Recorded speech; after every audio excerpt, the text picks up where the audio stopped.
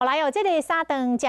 外口的这个乡亲啊，对这种内底是红色的，外口是乌色的美奈米的塑胶碗，应该是袂生分。最近网络顶有一篇文章，讲用这种的碗，底食物的温度若超过40度，就会来释放到三聚氰胺，是互真侪人看到真紧张。华视新闻甲台湾事实查核中心来合作，特别去请教专家，结论是这种的碗无遐尼啊恐怖啦。来看咱的拍假特工队。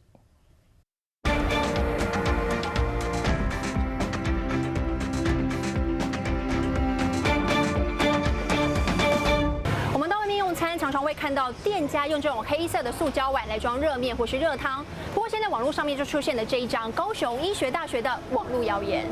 内容写到高雄医学大学研究发现，美奈米餐具底食物温度超过40度，就会释出三聚氰胺。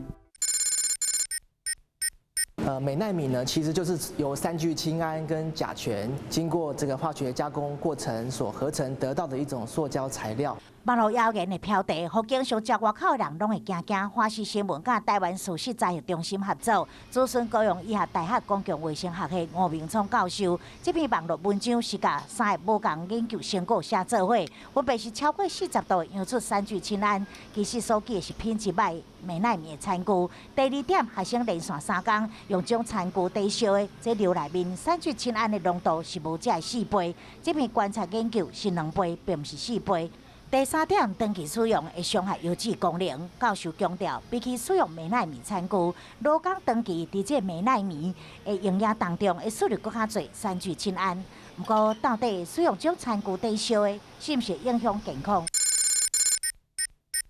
每1公斤体重每天呢不能超过0.2个毫克，所以如果是60公斤的人的话，一天就不能超过12毫克。我们去要求它溶出的这个三聚氰胺的这个限量，必须呢要小于2.5个 ppm。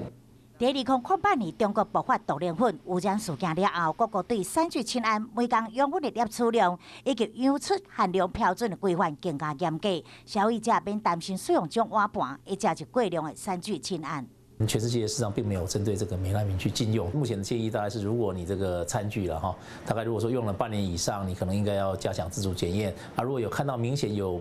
表面的破损，那当然这个溶出来机会就比较高。美奈米内热的温度品质好坏有差，唔通用来路不明的餐具，避免微波。而且唔通低超过95度的高温，甲含有醋酸、类母酸的食物，其实这种碗无遐尼恐怖。